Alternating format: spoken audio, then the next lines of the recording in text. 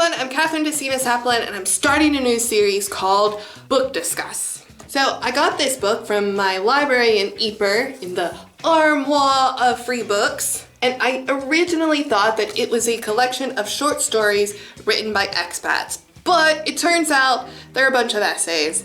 And the reality is I'm way too biased to dissect essays because I really hate essays. In fact, reading this was taking me back to when I was in university and learning how to write essays and just how stupid I thought it was.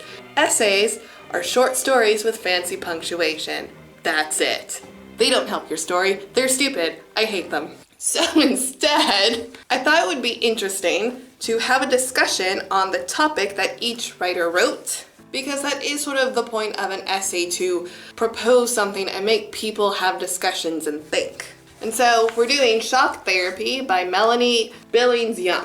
I'm going to read the first paragraph of this because I think it says a lot.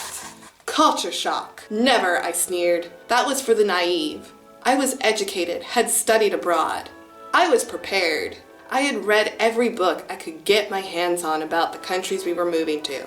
I was even seasoned by 7 years of cross-cultural marriage. As I think back on it now, 12 years of reoccurring culture shock later, I marvel at how amazingly naive I was.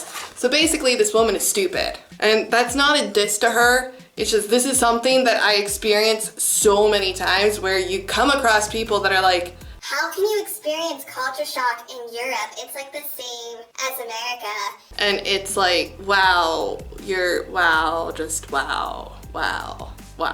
Culture shock happens, guys. And I think the reason why people sort of assume that, oh no, I'm not going to experience culture shock, it's because they have this really broad idea of what it is. Because it's never the big stuff that catches you off guard. It's always little things that you didn't know about. And you know, the first couple of times it happens, it's like, oh, I learned something new today, and you go about your life and you're happy. But then it keeps happening and it just gets irritating because there comes a point where you want to not have that surprise moment anymore. You just want to have normalcy where nothing shocks you or is surprising, because it can get very tiring. One of the biggest culture shocks for me was the computer.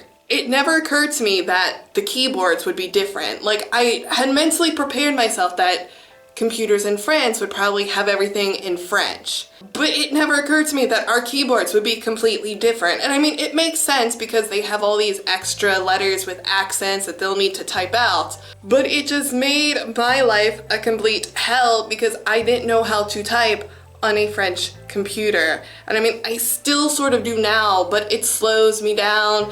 When you're writing in English, we use an apostrophe a lot, which is something they don't use in French. And the apostrophe is like on the number 4, and you have to do some special key combination to even get it. It doesn't make sense if you're writing in English. It was a pain in the butt. And number 2 were books. And you're probably thinking, really, Kathryn? Books? Yes.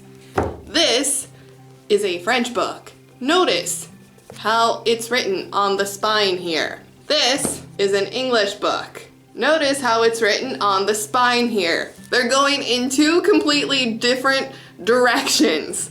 And I know it's so stupid because it's the difference of having to turn your head this way or having to turn your head that way.